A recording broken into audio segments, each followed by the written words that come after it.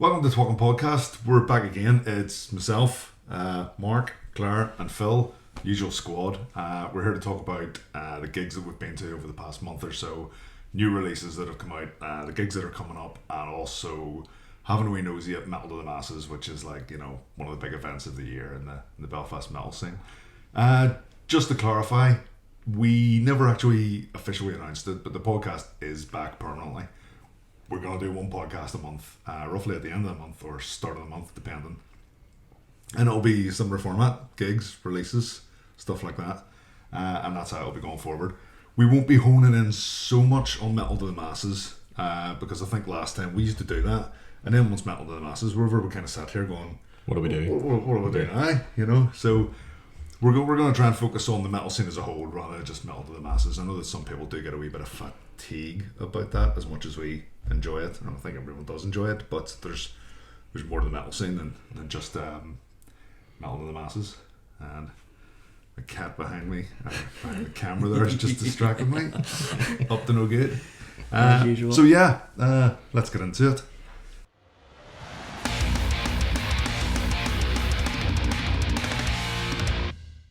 So, in no particular order, what gigs have we been to and enjoyed in the last 6, 7, 8 weeks? I think the first one, of the year for us all was the Malevolence Trivium one, Ulster Hall. Definitely, yep. In that order, Malevolence and also Trivium. Yeah, for us, I think others may not necessarily agree. Yeah. I'll agree in that order, and to be honest, as much as I like Trivium, I think Malevolence stole the show that night. 100%. I really genuinely believe that. Now, I have to admit, I'm maybe jumping the gun here, but when Trivium came on, I'm not a massive fan of Trivium, so I kind of thought I'd back off down the back and just watch the show. But even from there, I really felt like the pits weren't kicking off as much as they were during Malevolence. The crowd didn't seem to be as responsive to Trivium. I think the security were out sort of trying to keep a lid on the pits. Yeah, so. Possibly. Yeah, but I thought Malevolence absolutely smashed it, especially with was it a 7-song set? Yeah, it wasn't a very long set. Only they got 35 minutes, I think, and yeah, just absolutely flipping smashed it from start to finish. We've got half an hour. We're going to make the most of it.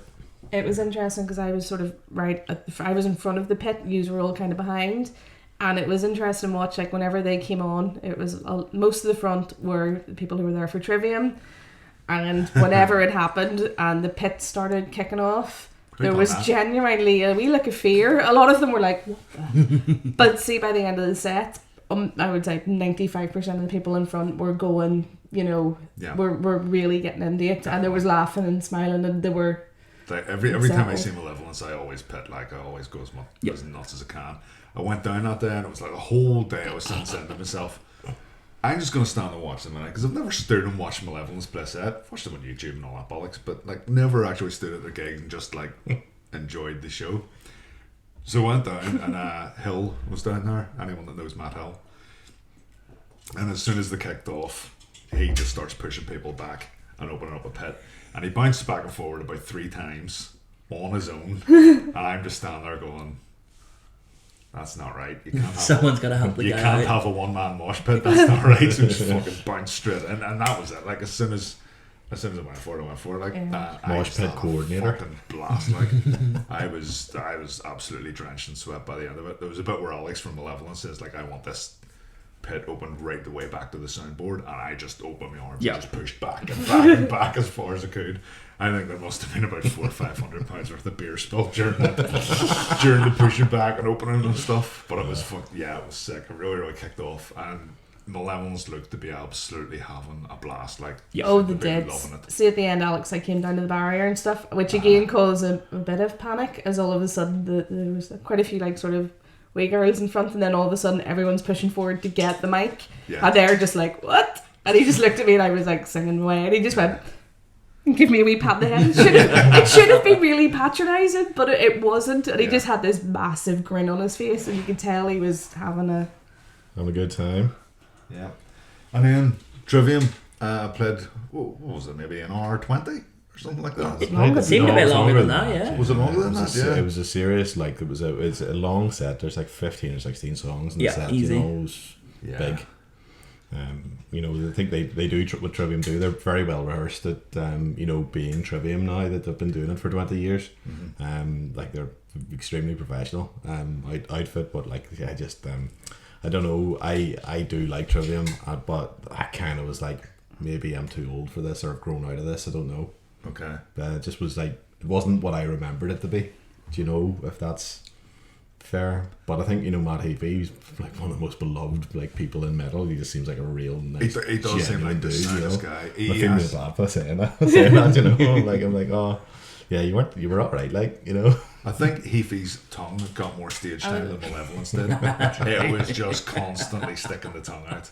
It was like a young girl that just got her tongue pierced. Especially whenever they came on for the first time. Like, they came on stage and he was just tongue out, and I was like, within about 30 seconds I was like, that's excessive. That's a bit much, you know. One of the things, because you know the way whenever you're watching a band that you're not mad in, so you can't start dissecting things, and one of the things that weirded me out was I've never seen a guitar strap like the guitar strap he had, and it's like, I'm at like a metalcore gig, I shouldn't be sitting going, oh, that's a nice guitar strap. You know, it went around the middle of the body, rather than attaching to each end. It's a noise. It's a like a braid. It's a double. It's a two strapper. Right. So he has one strap here for where you're saying the ends, and he has like that middle bit that does the other thing. Technicalities, but you know, he's a two strapper. Do you remember you were in school? Two strapper. Right enough. But no, it was good to see two bands of that caliber come to Belfast, and I'm always a wee bit sort of like, when you see like a tour and Dublin sells out and Belfast doesn't, you kind of go, why haven't we got the audience for these things? Why aren't people keen up here? I don't think it's sold out in advance, but I'm pretty sure it's sold out in the I'd night. say so, yeah. It was busy from the front to the back. There wasn't room for anyone else in there. Full, like, yeah. So, overall, a good gig. I enjoyed it. Glad I wanted. I paid full price ticket because I wanted to see that 25-30 minute set. You know, but, I mean, I was there for Malevolence. I think they could have done a longer set, but what they did was phenomenal. And like, I dare say they made a lot of new fans that day. Too. Do you know? I wouldn't have been a Trivium fan. Like, maybe a couple of songs of Ascendancy when I was playing like Tony Hawk's and stuff back in the day, you know, and that's the height of it. And they made a new fan that night as well. Do you know? Really? 100%. Yeah. Sold on it? Yeah. Happy days. Sweet. Cool. What else did we hit up then? I'm going to bring up the Dog Tired gig in the Deer's Head. That was Sunday night, wasn't it? Sunday night in mid-December or early December. It's definitely December. It wasn't long after we'd done the last podcast. And the reason I'm bringing it up is, I mean, Dog Tired came over from Scotland, and I thought they were a pretty good band, put on a good show. Lots of crowd interaction and stuff.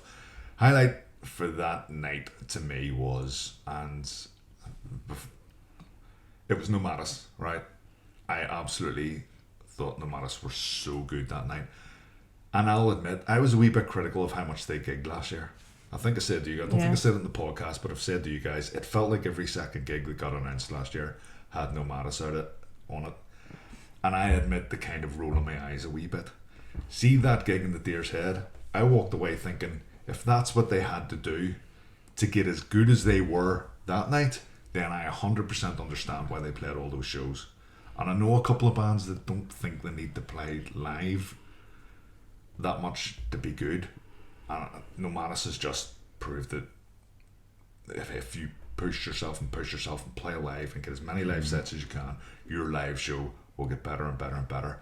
And I thought they were fucking superb that night. And they were a band that I used to be quite lukewarm on, and by God am I sold on them now. Yeah, they've come a long way. I am sort of saying they're up there with the best of the best that we've got in Belfast at the minute.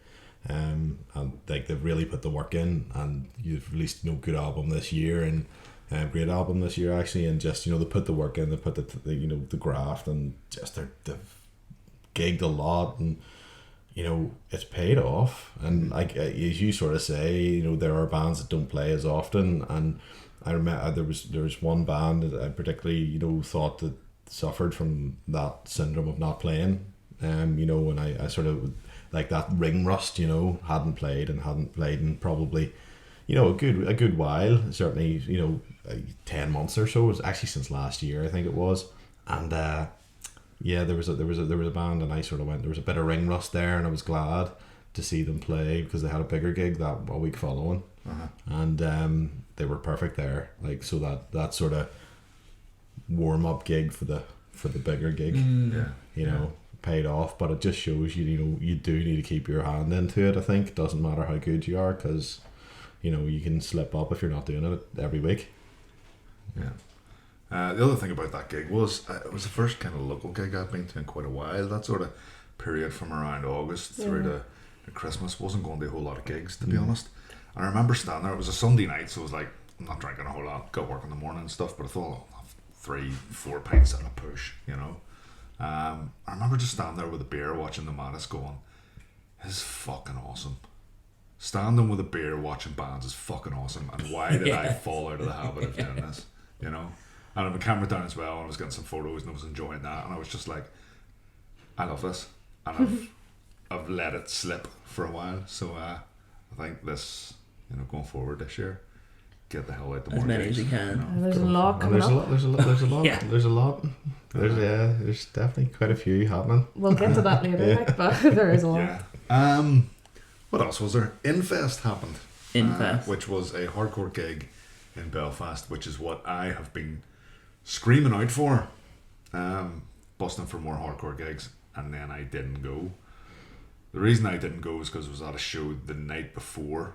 No, was that one? I'm getting really mixed up now. I think the reason I didn't go was I was fucking shattered, and the lineup had fallen to pieces to the point where I just lost all enthusiasm. You were really excited for like Bitter Pill and stuff, and they Really weren't excited able to make it for up. Bitter Pill and Lost to Life and Sawn Off. Yeah. And all those 3 bands dropped off the bill. And I know they booked the lineup back up, and I know they got some good bands in there. But it just, the enthusiasm was gone. You've been spending weeks telling people you were going to crowd kill them to Bitter Pill, so... Yeah. So that's why I wasn't there. But Mark, you went down. Phil, you were there as well. Yeah, I went down, yeah. Was it a good show in the end? It was. I had a blast. I had an absolute blast. I thought every single band that played, like Mud, or I think it was Mud or New Mud, yeah. and Bellwood filled in. Both were excellent. Great Path. They're simply one of my favourite live bands at the minute. Like, hands down. Like, Aaron Vance is just a force of nature. You know? Good to see him back. And Embrace were phenomenal. It was packed out. Like, as first gig of the year went, I couldn't have had a better one, to be fair. You know, and it was a good warm up for Malevolence as well. Oh, 100%, yeah.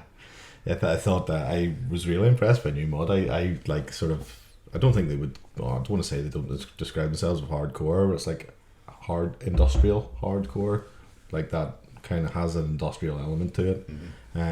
You know, and put on a really good entertaining show. I was like, I'm digging it, and I think it's like their second show ever. I think it's their first show in an actual, outside of, let's say, a practice room show.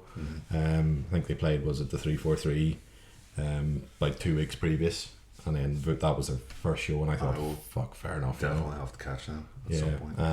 And then, you know, as you say, you know, Bellwood and Grave Path, and fuck, they're class. Like, I'm really enjoying Grave Path whenever they're playing these days. You know, and then Embrace as well. Like, there was a good amount of pitting, and, you know, definitely hardcore sort of, you know, there was you know, danger, arms flying, you know, signs kicking about. Definitely, you know, your alarm was getting triggered. So yeah, you'd have fit in there, bit of crowd killing. You loved it. You can't win them all though. Some you win, some you lose. Yeah, exactly. Claudia and I went down to a show in Dublin. Right. Arguably not a metal gig. Highlung. Verdict on Highlung. Absolutely amazing. Genuinely, it's going to be something to top that. No, I don't think, we were chatting about this, I don't feel it was a gig as such. It felt more like a show.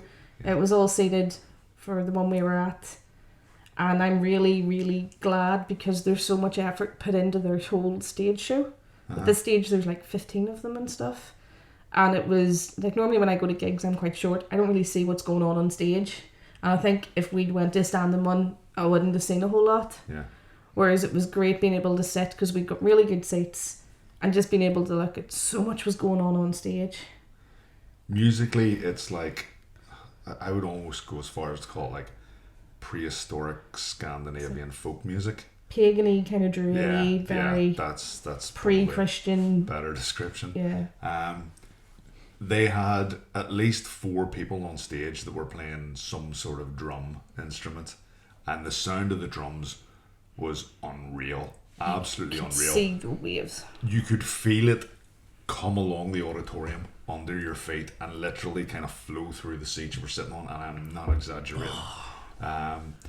The whole thing, it kind of built as it went on, and at the very end of it, they got everyone up off their seats. It's and like just pagan rave. most of it was like, you know, different sort of rhythms and stuff with the drums, but the last one was just a straight 4 to the floor, bang, bang, bang, and everyone up, and those people dancing about and stuff. And a couple of the warriors then crowd surfed. Someone crowd surfed in a theatre over like just seats. People. Yeah. They came out and then came up and one got dropped in front of us. The thing I think that blew me away the most was the lighting. I have never... There was a bit sort of near the start, and they have like their warriors, so they come out with their shield and their spears and all the body paint, and they're like smacking the spears off the ground and all this with the shields, and they had like the strobe lighting, so the lights coming down from the above and from the sides, and the timing on it was just like, it looked like one guy would light up, and it looked like he was bouncing around the stage from the way the lighting was hitting him. Yeah. It was just... There was another point where they had the lights, the back behind them all, and the lights kind of bloomed up, and I swear it looked like the stage was kind of like pulsating towards you back and forward. Yeah. It was trippy as hell, like, and I didn't have anything in me. Not even so much as a beer, because I had drove down. Yeah. I was already raging that I missed it, but no, I can't recommend them enough. Next time. I just, you know, there's different opportunities. Claire, you were saying, you know, someone's going to see them in Glasgow, but it's an entirely standing thing, so that's going to feel like a concert, whereas what we were at felt like a theatre show.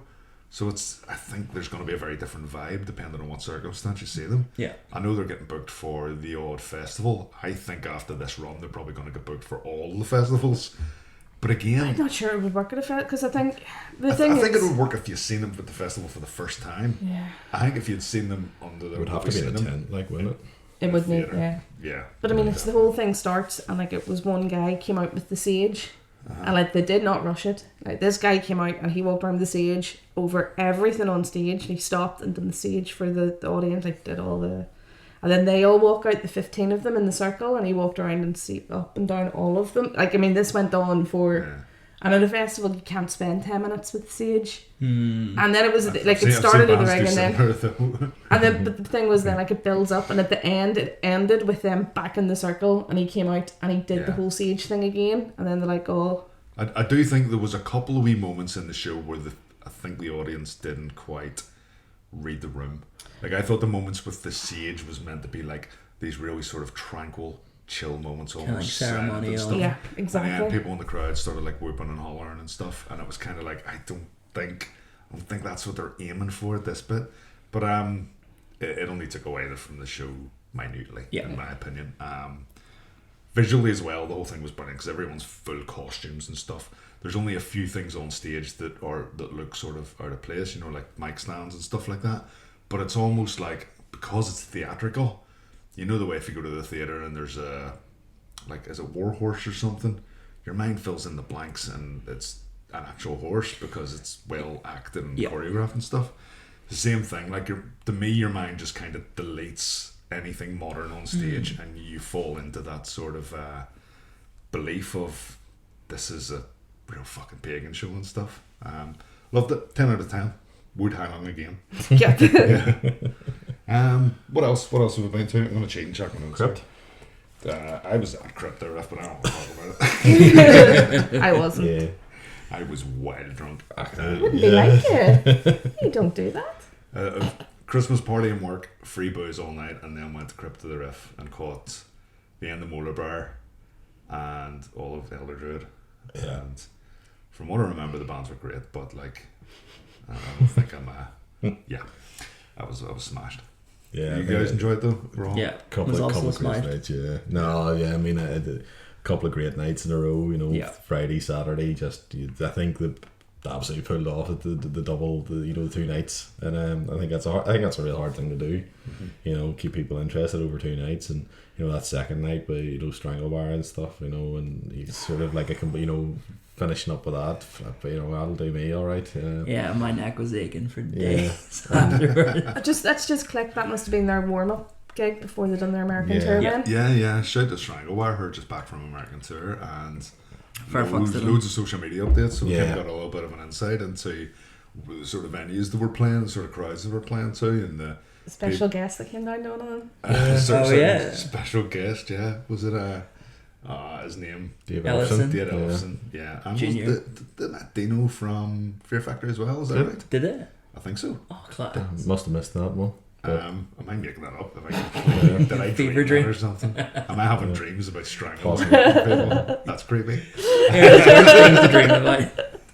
You'll turn up at their next gig and it's like, no mate, you're bored. That tour looks sick. I really, really hope they've done like vlog stuff, because that'd be great to see. Sort of crack of what they're up to and stuff. I think on that. I think Molar Bear was that's the best I've ever seen Molar Bear get received in Belfast. I think the last time I was on, I was commenting about sometimes they don't get that reception. I think that night, everybody that was there got it, and it was fucking class. They had a real good time. You could see the guys were having a good time too. Like, as I say, my memories are incredibly fuzzy, but what I do remember is Molar Bear sounding really fucking heavy. It was good. Like, I remember seeing them, I think previous to that, the last time I would have seen them was in Speakeasy, when they had one guy off the stage. Oh yeah, that's right. A little awkward. Don't remember them sounding nearly as heavy that night. In Voodoo, they sounded real hefty. That was pure heft. Yeah, it was brilliant. So we all love a bit of heft. Yeah. So good stuff. Yeah. It was excellent. Like the 2-day thing worked perfectly. I don't think there was a bad band to play. Like Dusk Amadeus were a really good way to open it, and I didn't get speaking to a single person that didn't love the cowbell. Do you know what they had? Like it was phenomenal. That was my first time seeing Porno, and they blew me away. Like I love how they did like the slightly proggy metal with almost like Celtic trad influences, and that sounds interesting. Really good. Like I'm gonna keep an eye out for them next time. I've heard good things about them. How they would like to catch sound them. like maybe they'd fit on a bill with like Soothsayer, that sort of. No, maybe not. It would work. Yeah. They're just different stylistically, but I think it would work. Yeah. Last gig then that I was at was Evile, Cryptic Shift, Acid Age, and Mortal Backlash. Backlash. Mortal Backlash, and I thought I was fucking genius putting Mortal Backlash and Acid Age on a gig together. I don't think those guys have ever gigged together, have they? But that was a fucking really good night. Like I was shattered because it was. We'd done how long on Thursday, and then we were out with your friends on Saturday, and then Sunday night for that. We nearly cried off that one, but we didn't. We forced ourselves out. It was pretty chill. I kind of like stood back and just watched the show and had my camera with me, took some photos and whatnot. Which, if you're watching this on YouTube, you'll probably have some of the photos on the screen now. Highlight of that night for me, believe it or not, was Mortal Backlash. Yeah. I remember seeing those. The first time we seen them was like whenever they kind of came out of nowhere, Metal to the Masses, like the pre-COVID one. And I remember kind of going, "Oh, look at these young kids! They're really, really fucking good, and they've got all this enthusiasm and stuff." And the first thing I thought when they walked on stage was, "They're not kids anymore." Yeah. Have they lost a member as well?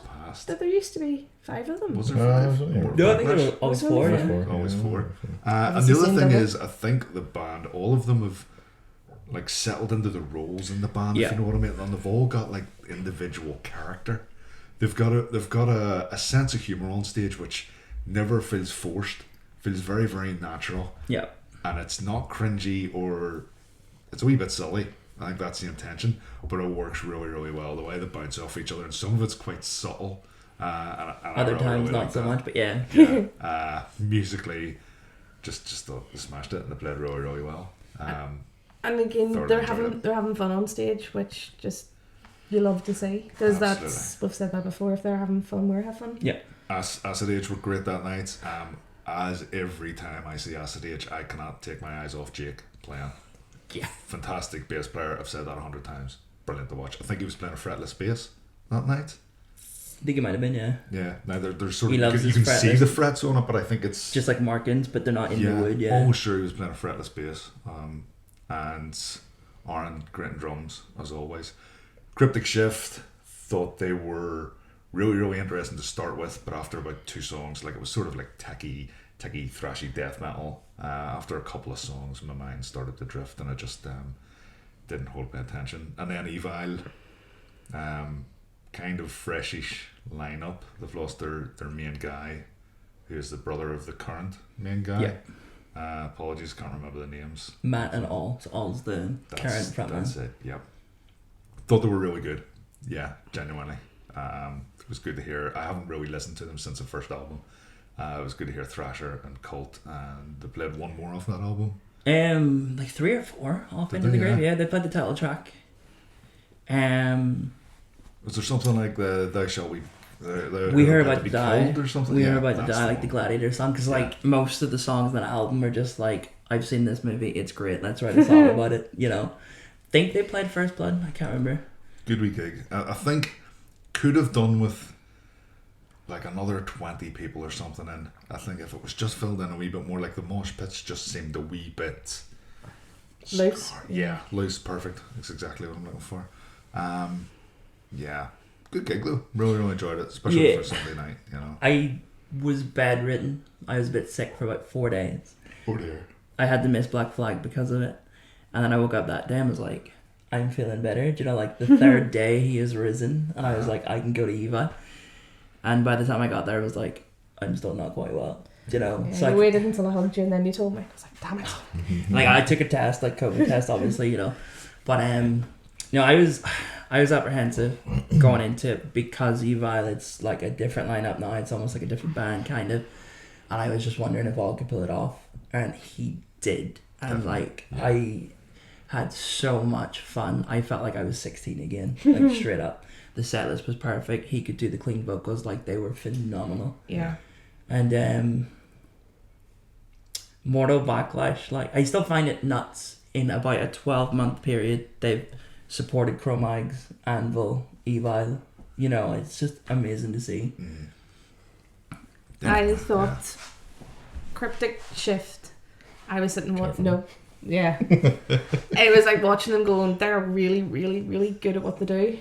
It's just not for me. And in the middle of, like, you had the 2 thrash bands and then Evil coming on, I was like, But really, I think the last time we seen Evil Idol was probably at Bloodstock, maybe, was it?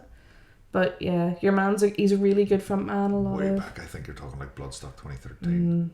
Wow. Yeah. But and again, they were a band that looked very happy to be on stage. Yeah.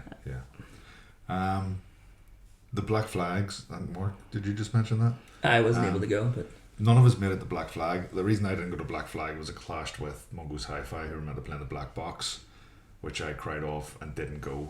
I didn't even realise I had it in my head Black Flag was in Voodoo, and then whenever I seen photos and stuff of it in Limelight 1, it was such a big crowd and stuff and a good turnout. I just kind of looked at it and went, I should have been there. I absolutely should have been there. Not a massive Black Flag fan, but I appreciate how important they are and how much they predate a lot of the music that I'm into and kind of big influences and stuff. But yeah, that's us. That's the gigs we've been to. Well, I think we got out a fair wee bit, you know. For January, that's not bad. Especially over Christmas, that's, you know, it's that quiet period, so yeah. Let's talk about some releases. This is something I have to admit I am not good at keeping up with. I would love there to be a wee page that someone would publish with like all the Irish releases so we could keep track of them. Maybe basically, if you release something, message him. Yeah. But I've kept my eyes open, and there's a few things that have come out that I have very much enjoyed. And the first one I'm going to talk about is Fawnstrosity. I had them on here before this came around. In a nutshell, it is Rory, who is in Sluts, So Long Until the Seance. He had a short stint in Ravenlight, and I think he's played for other bands, but I can't think who right off the top of my head. There was a 3-piece that he was in that I think are done and dusted. But his setup when he's playing live is it's him on guitar and vocals, and he's got a mate with a laptop. He has a bit of a kink for dinosaurs, which features quite heavily in the artwork, especially inflatable ones.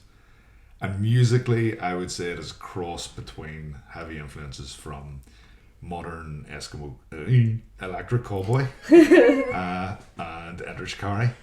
In fact, that new EP that they've just put out, 2 tracks sound just like Electric Cowboy, and 2 songs to me sound just like Enter Shikari. Yeah. So I think the influences are like right there in the sleeve.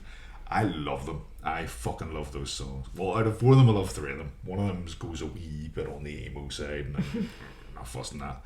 The other ones I think are great. I can't wait to hear them live. Real party vibe, real fun music, real having a laugh, but still sounding like good songs. I think are class. It was whenever the single, the Friday Night or whatever it's called, came out. Listened to it once, and then because with work, just stuck it on, and then was trying to work, and it was like stuck in my head over and over and over. It's like I've listened to that song once, and it is in there, and it is not leaving. The second one, Flow, that's my favourite one. Yeah. Have you, Phil, verdict? Like, no, I think I've you know, I had a bit of an obsession with Electric Cowboy for about like 10 months. And with some of those singles they released for a point, and just thought it was good fun stuff that was just like, here, why would you not want to see this live? It's a party. Fuck it.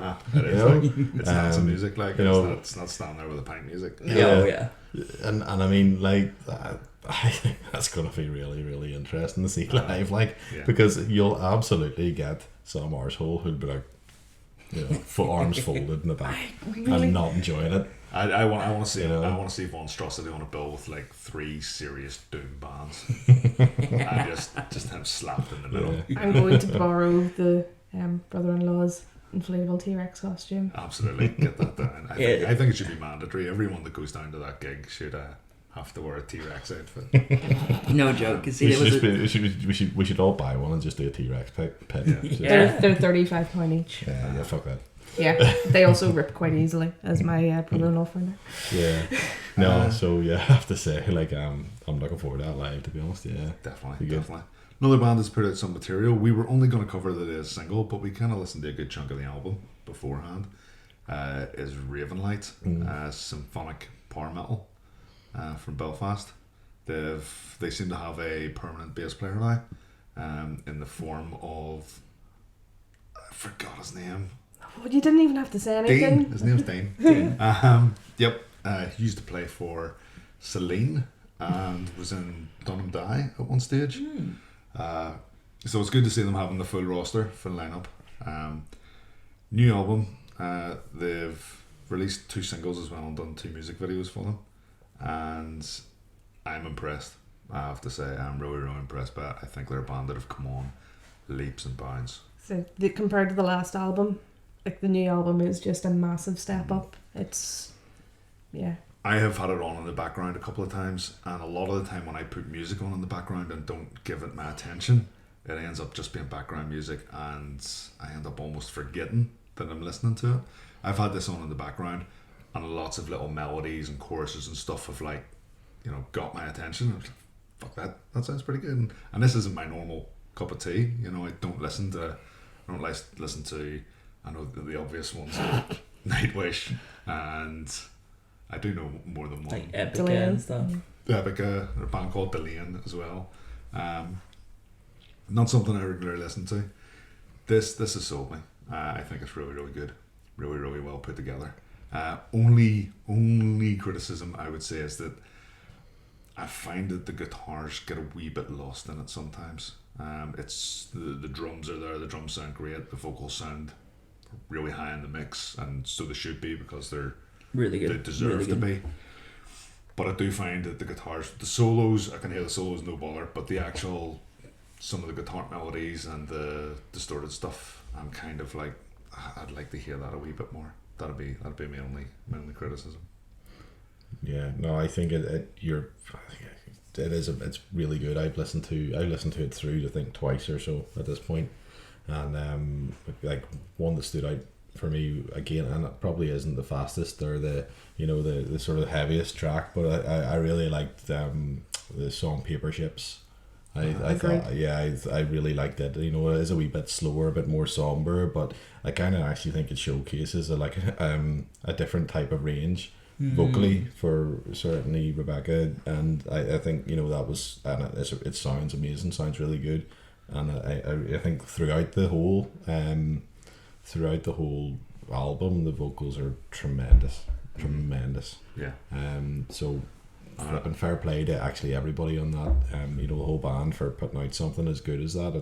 It really did impress me, and I didn't expect it to be honest. I know we've said this a bunch of times, but they really are a band that are doing something that I don't know anyone else, north or south, that are doing anything of that style on that level whatsoever. Yeah, so it's just as well that they're doing it really well. I think we can safely say they're the best symphonic power metal band on the island. Yeah. I think I'll second that. Yeah. I only give the album a once over so far, but I do want to go back to it because there's just the melodies, her vocals are phenomenal. A lot of the guitar work's great. Yeah. And the single itself, Mask of Red Death. Yes. I put it on when I was working away the other day, and then I was just gotta listen to that again, And then about an hour or two later, I was I'm gonna put that on again. That was really good, you know. Pretty cool video as well. They've used this LED backlight and lighted up different colours, white and red and stuff, for a bit of contrast, and specifically the editing. I think the editing's really, really good. Yeah. Looking forward to the album launch, and I think it'll be great to see what they sound like live. Yeah. Well, yeah. Can they translate a good album? Well, I mean, we know they can. We've seen them before. Yeah. But if it's even something you're remotely interested, I'd highly recommend checking them out. It's called Immemorial. Immemorial. Yeah, Immemorial is the album. Yeah, it's probably should mention it. Should it? Yeah. Another release. There's a band called. Now I don't know if they're Machinacore or Machinacore. I think we've slightly disagree on what sounds better. I actually like Machinacore. I like all those hard K's. Machinacore. Yeah. They released a song that fuck me, I really should make Those Among Us. Yeah, Those Among Us. Yeah. Yep.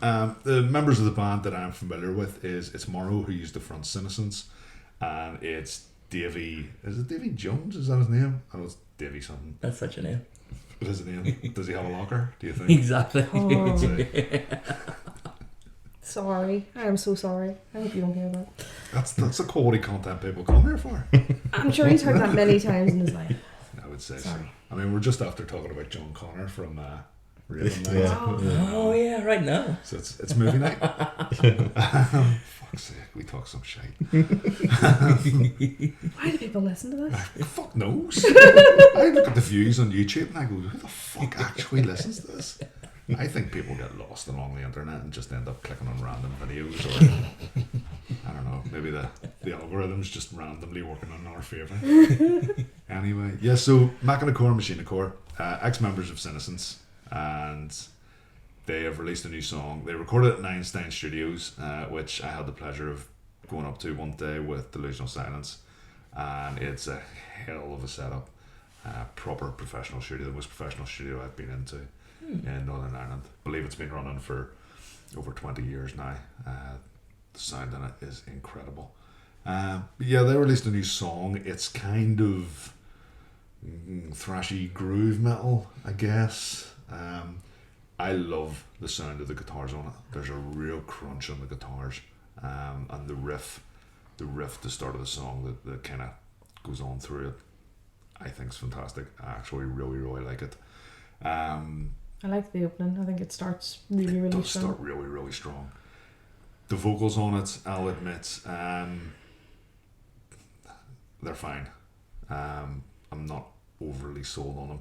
There's one specific part of the vocals where it's like a da da da da da da da, and it's very monotone, and I don't particularly like that bit. Whenever it gets a wee bit more melodic, I think it works a lot better and serves the song better.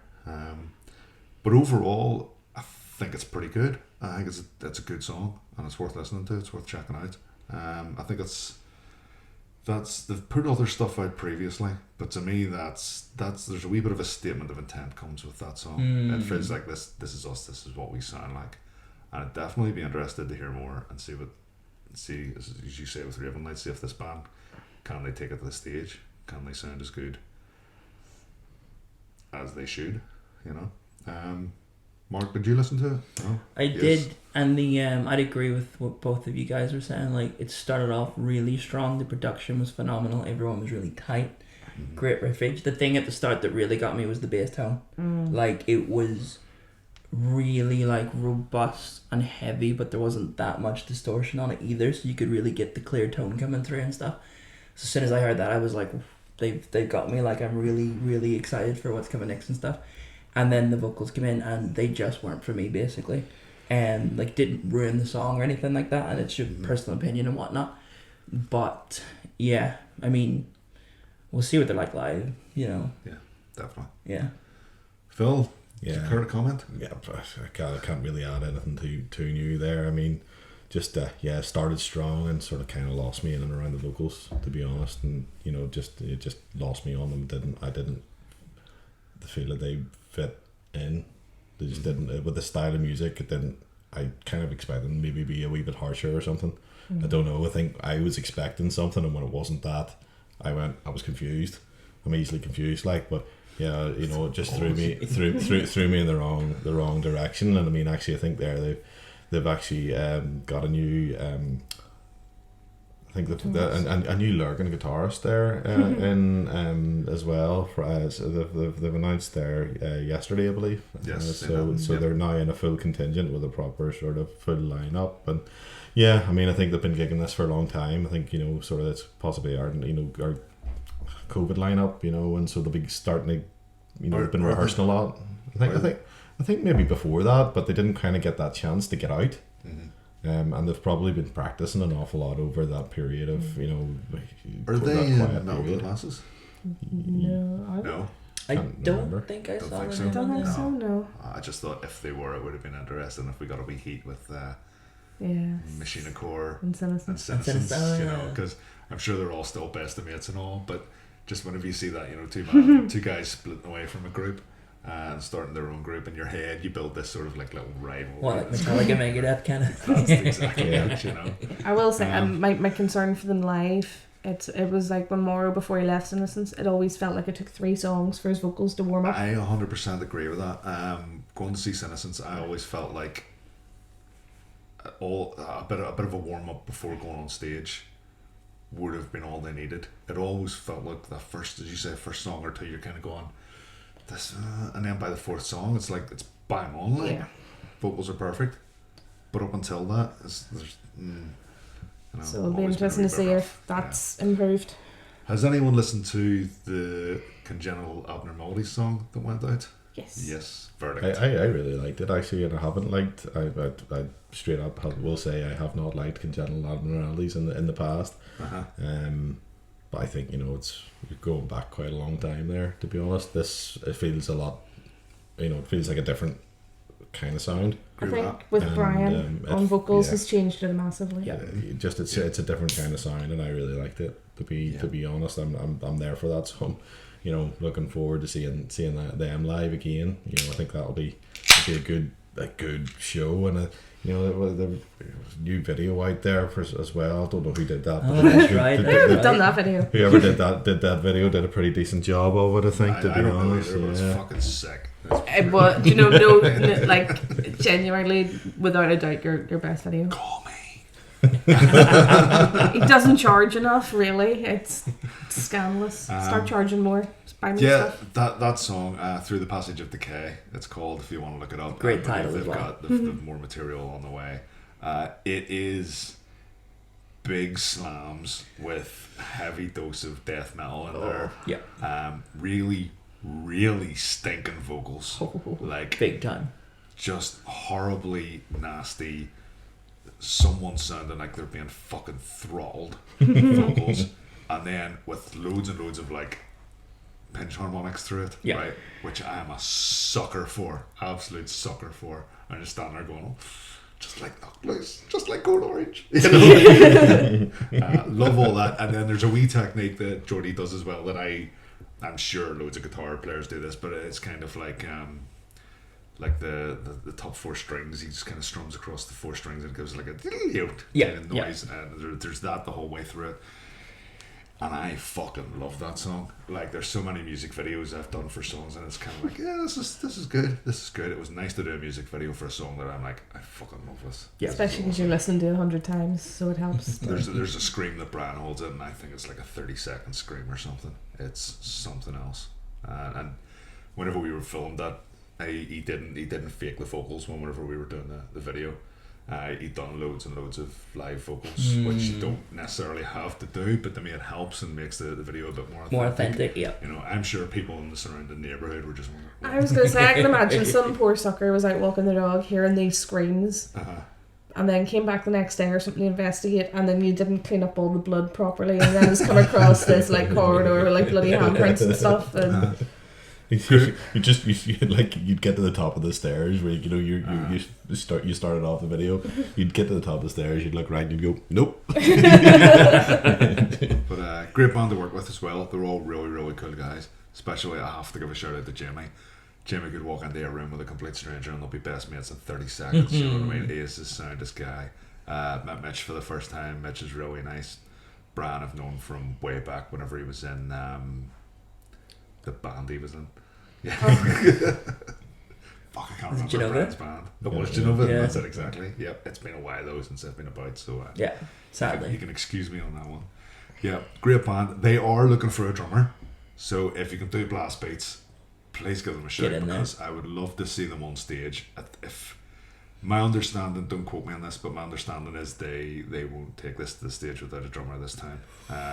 I kind of respect that, yeah. I was kind of chatting to them, and my point of view was if you're a band like that and you go to the stage without a drummer with a drum track, and I know it's different for stuff like industrial stuff, but for that kind of band, if you don't have a drummer, that becomes the talking point. I know we have done it. We have been, I was going to say guilty of it, but I don't think that's the right word.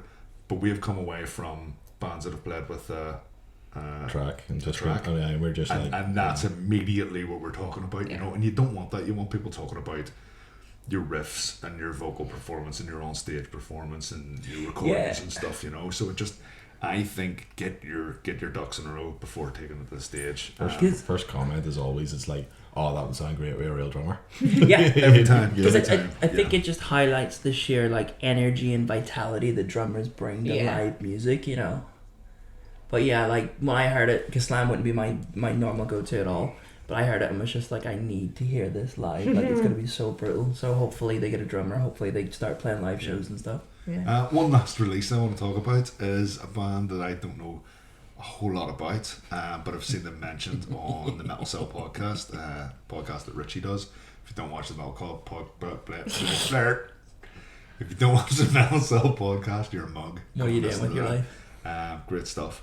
Hashmaker. I meant to look up where they're from. Did anyone check? Is it Cork? I think. Yeah. Band from Cork. Yeah. And they do not take themselves seriously whatsoever. Musically, I don't know where to start. I don't know. I put them on random the other day and just let songs play, and initially it was like, this is like stoner metal with just a big dose of madness on top. And then when I listen to the new release they put out, it's like, no, there's more to it than that. There's a lot more to it than that. There is those big like stoner metal riffs, which I absolutely love. But vocally, there is every single style of vocals under the sun on that EP. It's nuts. And I would say they're dipping in and out of all sorts of genres. I said earlier it felt like they've got a big wheel with all the different styles on. And I was like, what styles are next? Spin the wheel.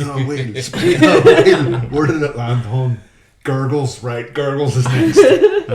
Because when you get to the part with the hard style, it's just like... Well, that's it. It's like a 7-track EP, and I had it on, and then the last song was just like this fucking... And I'm sitting going, right, well, that EP's over, and my phone's just decided...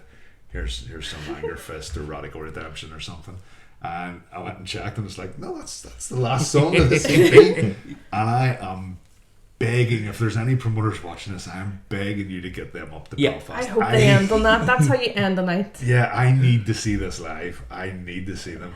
If they don't, like, if there's even like a Dublin gig, we go down to Dublin to see them. I don't know if they're in.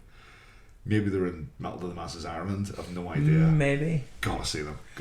I just had a thought. I hope it's as chaotic on the live performance as chaotic as the writing is, because it's fucking nuts. It's nuts and it's brilliant. They would pair well with Monstrosity. Oh god. Everyone with the glow sticks. Fucking hell, there's a gig. Yeah, you don't need any other bands. Just those, you know. Did you say 7-track EP? When does an EP become an album? Oh fuck, there's an argument. Oh no, that's a debate for another. That's actually a whole podcast. It may not be. No, it's got to be an EP. It's not an album. It's a 7-track release, I think. Potato Patata. Yeah. But loved it. I absolutely loved it. Shall we take a brief break and then we'll come back and talk about Metal to the Masses? Mm-hmm. Yeah. Gonna beat me for opening. Sweet. We shall see you in a secondo.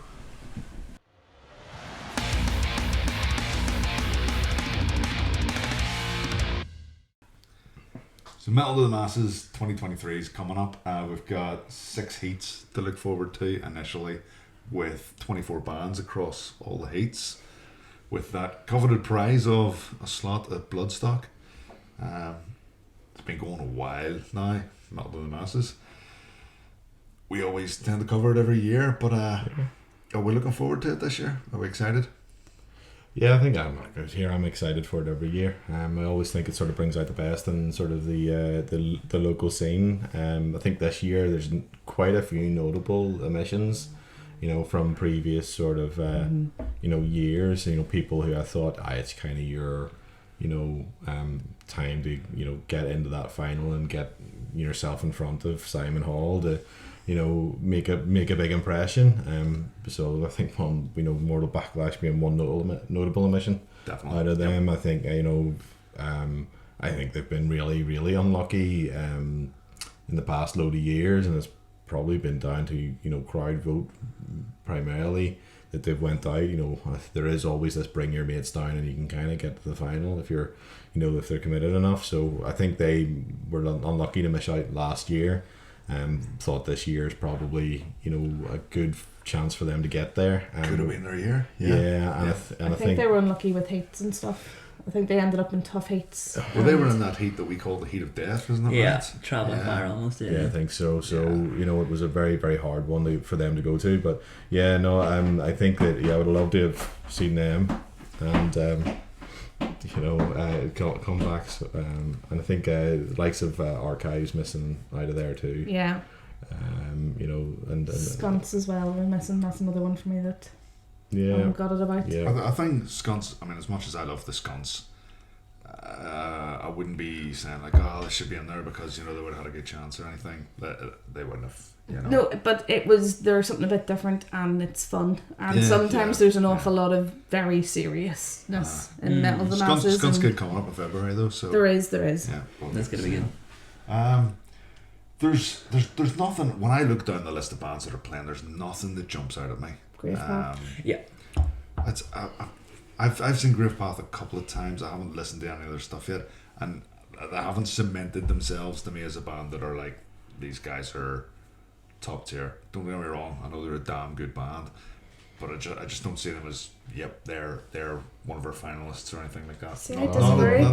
Not at this stage, but I'll be happy to be proven wrong. 100%. Santa got me their hat for Christmas, so that made me very happy. Yeah. There's lots of names on there I'm not familiar with. A band called Psychotic, which apparently used to be active on the scene something like 10 years ago. I would have been going to gigs 10 years ago, but do not remember them. That's old age. The one song on... I don't think it is. I think it just never came across them. They've one song on YouTube, and I've listened to it a bunch of times and quite like it. So keen to see them. Definitely keen to see them. I'm wondering, because I looked up some of their older stuff, like photos of them from 10 years ago, and they look like a band from 10 years ago. I'm wondering, will they still look like that? Are they going to turn up with big baggy pants and stuff and bring back the new metal style? I was going to say FUBU jeans and yeah. I don't know if it'd be standing like, well, that's class, or That's really nice. That's a bit tragic, isn't it? Really? Yeah, keen to see them. Apart from that, we were talking about Monstrosity earlier. Yeah, because I was going to turn around and say there's a lot of best crack. There's a lot of bands I don't know in there, so I was going to go in blind, and I haven't went and I haven't listened to stuff, and I was like, oh, but I have been listening to Monstrosity, so that kind of is the but for the most part, I'm kind of doing the same. I haven't went on deep dives on any of the bands yet, and I don't think I will. I think I'd like to just go and show up and I think in previous years I've went and I've listened to stuff, and you find a dodgy video that their mate has taken in a venue with really bad sound, and you come away with it with a really bad impression, and you're going in with that slightly negative attitude, and kind of taint your opinion a wee bit. So that's why I just wanted to go in. There has been a band that I've kind of looked at, and I kind of went, and it's, as you say, it's dodgy mobile phone footage in not particularly good venues with no audience and stuff, and I have kind of went, that looks rough, very, very rough. And as you say, it's not a fair way to judge a band. No. So let's just open mind. Let the bands that we're not familiar with take the stage, and are you not entertained? Because maybe like if you think in previous years we've had bands like Mortal Backlash and stuff that have come out that we don't know, and it's just been like, holy shit, you're good. Most years there's at least one band where you end up with your jaw on the floor. Yeah. Band that you're not familiar with. So I hope we get a couple of those wee moments. 100%. I think there's a few, as you said, loads of new names on there. And I think some that were, I've checked out a lot of these people or a lot of these bands, and just, they sort of seem to fall quite a lot into that rock sound as opposed to like more of a metal sound. But one of the newer ones that stuck out to me is in Heat 3, and is The Boat That Sank. Or The Boat Sank. No, it's not The Boat That Sank, because that's the boat sank. The Boat Sank. Yeah, and I think that listening to them, I'm sort of the couple of, I think there's a track on YouTube, and I can't remember the name. I want to say it's Neptune's Wrath, possibly wrong, but I just listened to it and I went, that's all of me. I want that. That's fucking great. I really loved it. Now I don't think there's any vocals or anything, or vocalists singing for them, but I really liked what they do.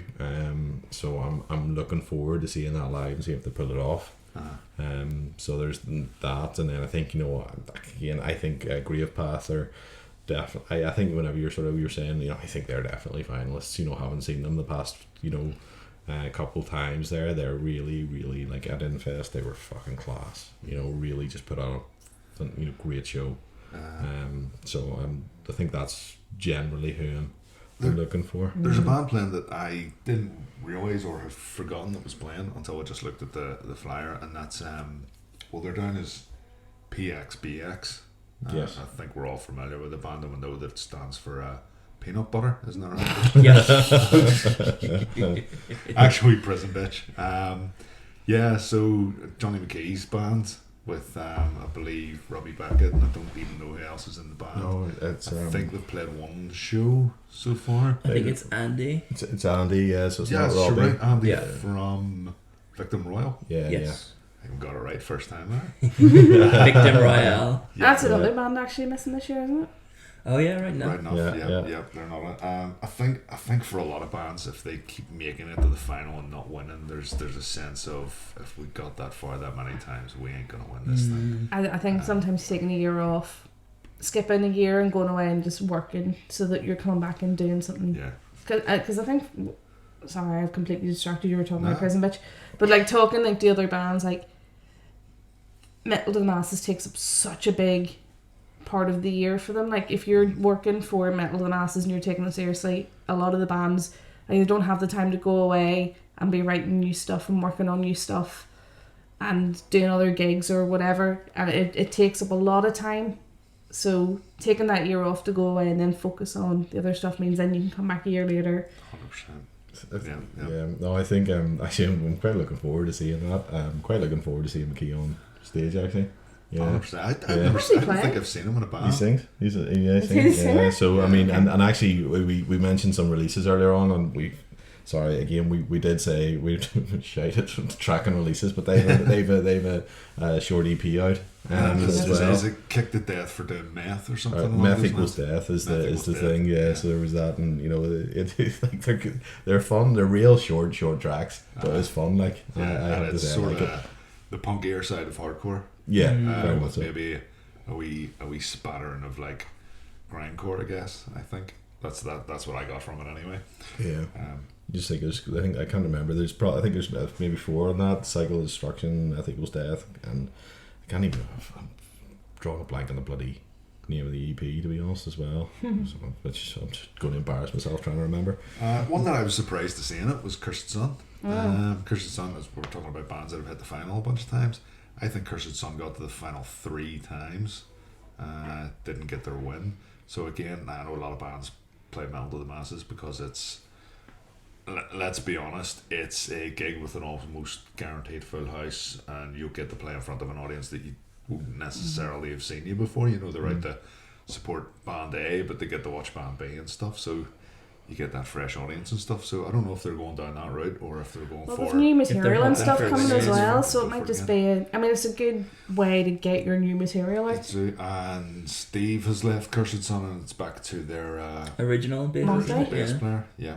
So that's what we said. Like they took a break. They weren't in it last year or whatever, so they went away, and now they're coming back, new material. So maybe they'll...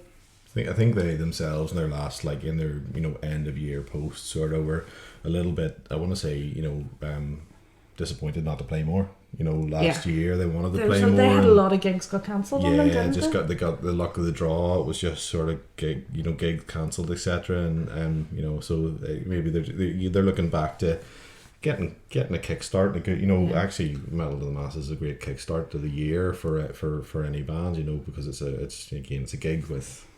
You say good turnout and bit of momentum there, propel you forward into the best rest of the year. Get as well. Yeah. Beard doing sound. I didn't warn you about this, but I'm going to ask you anyway. Have you any sort of early predictions as to who do you think would win or finalists or the likes? Grave Path.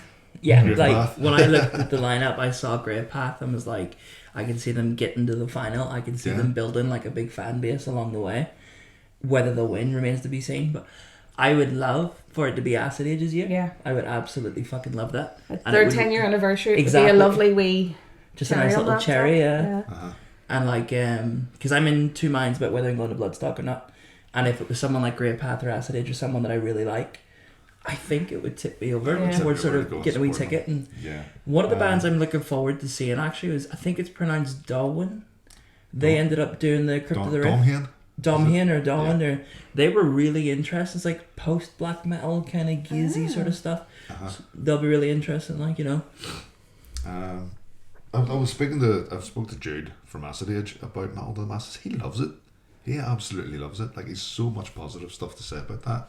And I've spoke to Jude about a lot of things, and a lot of it's not positive, but when it comes to Metal to the Masses, it really surprises me just how much he eggs it on. He thinks it's fantastic. There are other bands you talk to, and it feels like they're doing it as a chore. I've never heard him say like a bitter word about going out on a certain heat or whatever. No matter what happens with Acid Age, he's always lampooning Metal to the Masses. I would actually flipping. Yeah, I think that's the attitude. 100%. Like that is the attitude. I don't know how many times I've spoken to various people in various bands. They're like, I'm like, are you entering in this year? And they're like, no. And I'm like, why not? They're like, no. Why would we're better than that or whatever? Like, why do you think you're better than that? Than the competition? It's the competition's probably actually a secondary thing almost. I've heard the expression though, we want to earn our way, and it's like, what do you think people out there in Metal to the Masses are getting something handed on a silver platter to them? No. Absolutely not. No. They're fucking earning it. They're knocking their balls in to practice, to go to these heats, to be the best band on the bill out of 24. That's not just something being handed to you. No. Yeah, I think that's it. And I suppose it's not like you win this and automatically you go and play Bloodstock, and then the next thing is you've got a record label and you're doing European tours. That's not how it works. No, we've learned that's definitely not the case. So, like, whenever you look at the people that have done well out of the back of it, it's the people that still continue to put the work in after. Yeah, just graft. They view it as a first step. I keep hearing as well, there's no point entering, you won't win unless you're a black metal or a death metal band. And it's like Lockhorns, Oracle, Nomadus, Elder Druid, Nomadus. There's your Hint? last 4 winners. Yeah. Hint as well. Yeah. So here's your last 5 winners. Oh, yeah. None of them are black metal bands, none of them are death metal bands. Yeah. I think at this stage, I get it at the start after the first few years. I get that when it was, the Crawling and Overoath, and especially if you've been to Bloodstock, there was a time whenever you went and it did feel like that stage was saturated with black and death metal. Is that a way to make yourself feel better about your band? Oh, we didn't win because we're not the right genre, and not because we're not good enough. I think at this stage, there may be exceptions to what I'm saying here, but I think at this stage that's a cop out.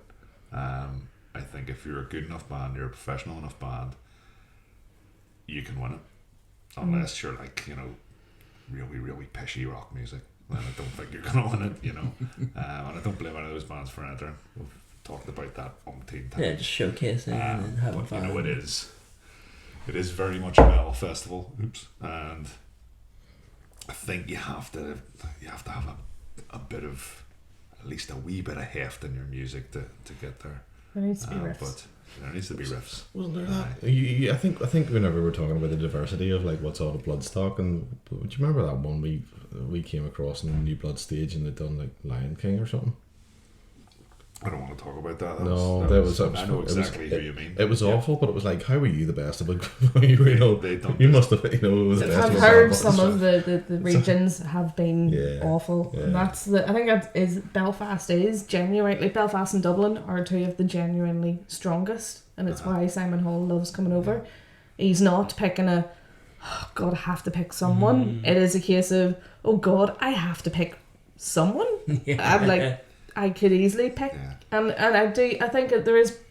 He's obviously blowing a lot of smoke up people's asses at times, but whenever he's standing there going, most bands in the final, I could put you on the New Blood stage. I think he genuinely does mean it. So we'll be covering Metal to the Masses the whole way through, but as I said at the start, it won't be the sole focus of the podcast the way we were in the past. We've got to give time and rather than trying to think respect to everything else that goes on. Something new to say after discussing the same band 4 podcasts in a row. It gets very tough. We probably won't be going through it band for band as well, so if you're in Metal to the Masses, it doesn't mean we're necessarily going to talk about you, and it also means we can kind of, if there's bands that we really disliked, we can just kind of not mention them rather than sit here and try and dance around the fact that we didn't like them. And every band's now going to be, oh God, they didn't mention the Beatles. That's fair. Like that's probably the case. Unless you're that band last year where I really didn't like you. You will make a point. Who was that? I can't remember what they were called. One with the laptop in the corner? Yeah. Oh, that was the one. That's the one I went a real rant about. Yeah. That was. I blocked that out. I know exactly. That was interesting. Yeah, I went a real rant about the stuff that I said you'd really need to be on ketamine to appreciate. So there's a market for that, but it's not Metal to the Masses. It's not Friday on a Friday night. It's a stables where there's lots of ketamine on tap. So we're recording this sort of like last Saturday of January. So what's lined up in February? What are we organizing? Who are we organizing to see? Yeah, there's quite a lot. There's a lot. There's 8. February's a short month as it is, and there's 8 gigs, at least, and I'm probably missing some in there as well. So I think you'd said there was a Skunks one as well. That's not counting that. There's 9. That's 9. So there's a punk gig on the 25th of February. It's the Skunks, Scundered, Buck Agent, and one other band that I can't remember. Does that clash with the Metal to the Masses by any chance? Is it Friday? Does it? It does. That's probably why we weren't going. So there's that. I need to get my calendar updated. I'm all over the place in a minute. One I'm looking forward to, big one, Ulster Hall again. Nice to see more metal gigs in the Ulster Hall. Gojira. Gojira I'm looking forward to. Also looking forward to seeing Employed to Serve and Alien Weaponry are on the bill, who I'm not that fussed on. I've missed them. I'm looking forward to seeing them. But this is our last real pre-COVID gig rollovers. Oh yeah. We've had these tickets for about 3 years now. Dig your 2-year-old tickets out, and many people are going to turn up at that show going, "Look, I did buy a ticket. I promise you." We had conversations going, "Didn't we buy tickets? We I bought can't tickets, even remember." but it's been that if we bought long. tickets. They've actually decayed. I think mine's like 20, like a 2019 paper ticket. So it's, Back before everything was digital constantly. yeah. So there's that. I suppose we've got the three medal to the Masters heats in February, and that's the third, 17th and 24th. Yeah. And then with Nomadis, they've got their album launch show. Raven Lights. Saturday, yeah. Acid Age's 10th anniversary. We've got Raven Lights, that album launch show as well. Worn Out's up again. Worn Out are on tour with Harbinger. Like, it's a busy month. I think, and I'm sort of looking at that and I'm going, all 8 of those gigs, I want to go to all of them. There's a big belter show down in Dublin as well. It's Diane Fetus, Nasty Cabal, and one other band. That's right. I've actually a ticket to see them in London, which I'm really looking forward to. Seeing Madball and Ironed Out in London as well. Potentially ex-Belfast lads, Last Wishes, are playing in London when I'm there, but I don't know if I'm making that show. But, When's they're playing a homecoming show in Dublin? Is that they're February playing or is that Dublin March? sometime soon. I can't remember. I haven't got that one down. I'm gonna have to drive to a fair few of those gigs in February because my wallet and liver wouldn't be able to cope with drinking at all of them. There's another one that's worth giving a shout out. In Dublin, Dara from Grey Stag's putting on a gig raising funds for like cancer research and stuff. And I think it's like Grey Stag, Tombs. I think 4 might be playing. I'm not quite sure. That sounds right. Yeah. Yeah, I was hoping to get down to it, but I think it's the same night as the Acid Age 10th anniversary thing, and I'm like, I might end up going to that instead. But if you're about Dublin, definitely go to that one. Just completely off. I really hope Grey Stag gets back to Belfast at some point. Have they? They will. Announced? Yeah. They were on. Well, they're already announced. There's a wee album coming out soon. So they're back on, I think, about the 27th of March or thereabouts. Nice. It's okay, we'll talk about it next month. Yeah. I think that about wraps it up then. Yeah. Yeah. You never said who you thought you might win. Oh yeah. Who do I think's going to win? Really? Either Imperial Demonic or forgot them. Insidious Void. Because only black metal, death metal. I don't know. I just see them impressing people. I can see them getting. And rightly so. Yeah. I think if they get the final, they've got a very good chance. I think there's actually a couple of returners in there after long absences as well, and Dominus. Like, they haven't been in it since about 2018 or 17. So they think they were a Lisburn band, if I'm right in saying. So they're making a return with a completely unrecognizable lineup, I believe. I think there's one original member, maybe. Yeah. I'm guessing it's Mark. Must be Mark. Yeah, I think so. I think the big names that stick out to me are Insidious Void, Imperial Demonic, Grave Path is big on that one too. I think there's a lot of. Is really anyone bands there. familiar with Asphyxiation? Yeah, so they're young lads. Say young lads. I don't want to sound real patronising or anything like that, but so yeah, I've already done it. Yeah, fuck it. Yeah. So I think actually he was doing the door for McKee at the Infest. So I think they played. I want to say they played that 343 gig, that sort of hardcore gig, as well. Possibly, I might be wrong, but I'm actually excited to see them because I think they are going after it in the same way that Mortal Backlash will be going after it too. Yeah. So that'll be good fun to see. I think I did see a wee video and I was like, yeah, that sounds actually alright. Sounds good. Awesome. Actually, just chatting about Metal to the Masses now, it's actually getting. You're getting excited for it, yeah. Getting a wee bit more hyped for it. I think now that we're talking about certain bands, they are starting to stand out, and it's like, well, actually, this might be better than I initially thought. So I think once you get into it, there'll be a lot of highlights, hopefully. Sorry, you were going to say something there, Mark? No, just on Asphyxiation. So, I went to a gig in the Deer's Head. I think it was, Watermized Skunts Asphyxiation played, but I got there a bit late, so I missed them. But I remember hearing people talking about them that night and afterwards, and I was like, I gotta go see them. Like, I've heard really good things, so looking forward to seeing them Metal Masses. Yeah, and just one more thing before we go then. We heard that Dean from All the Bands broke his hand recently. So get well soon, Dean. Yeah. Bands, look after your drummers. Store them properly. Yeah. Just wrap your bubble. No, Yeah, wrap bubble up. Wrap your... I cannot talk. It's a good thing you're not doing a podcast. Anyway, listen. Cheers for coming on the podcast again.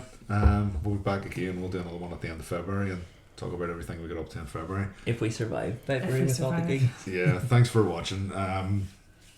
Give the wee video a thumbs up if you care. You don't have to.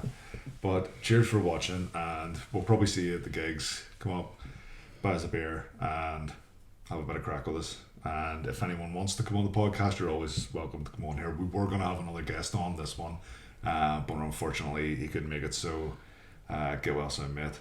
And that's us. So as always, keep listening to the wrong kind of music.